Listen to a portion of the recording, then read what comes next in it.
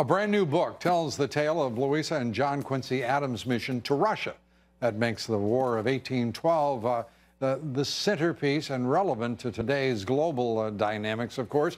Joining us now is presidential historian, author of the compelling new book, American Phoenix, Jane Hampton Cook. Great to have you with us. We recommend the book highly and commend it to you. And it's doing great. First, Jane, let me ask you this. What brought your focus to this mission and the War of 1812? I have to be honest with you. I love the stories of the 1812 and Andrew Jackson and the Battle of New Orleans. What brought you to it? Well, I was really fascinated with the story of Louisa Adams. She was such a strong woman back during the Jane Austen era. Then I became intrigued with John Quincy Adams because he was down on his luck. He lost the job of his dreams, and then he has to go to Russia, of all places. And yet he uses that opportunity, makes the most of it, and it really resurrects his political service career, and it puts him on track to be president. So I was drawn to their stories. And as a presidential historian, you're talking about one of the great presidents. You're talking about one of the pivotal moments in American history. When you look at what is happening right now in Washington, D.C., with this president, this Congress, this Senate, give us your comparison, your thoughts, your emotions on the contrast. Well, what strikes me about today is how heavy-laden the bureaucracy is. Everybody's hiding behind the person above them or below them.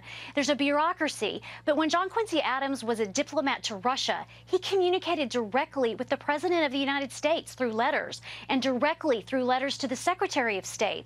We've lost a lot of that. And I think that's the difference. I mean, communication was very slow. It would take weeks for letters to go by ship. But it's instant today, yet the bureaucracy really does seem to weigh down and just cover all of what we're seeing now. And that's what they're trying to do, is break through that bureaucratic stronghold.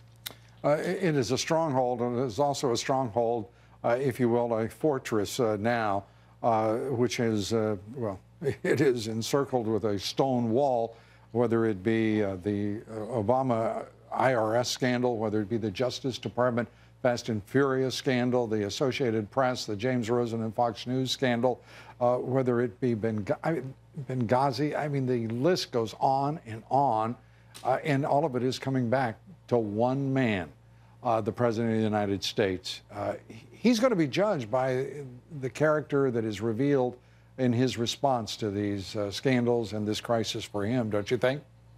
Yes, he is. And there was a moment during the War of 1812 where James Madison was under scrutiny for an appointment he made. He made his Treasury Secretary an ambassador as well, and you can't do that. Well, what did they do? They got together and they talked about it, and they didn't fully work it out, but they at least communicated, the members of Congress and President Madison. And it's just a hugely different ball game. But character does matter, no matter the generation. It mattered highly to John Quincy Adams in 1812, and it certainly matters today.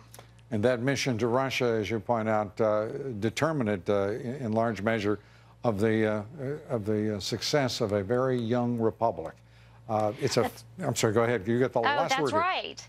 That's right. I mean, we needed Russia to put pressure on England to leave us alone once and for all, and that's exactly what happened.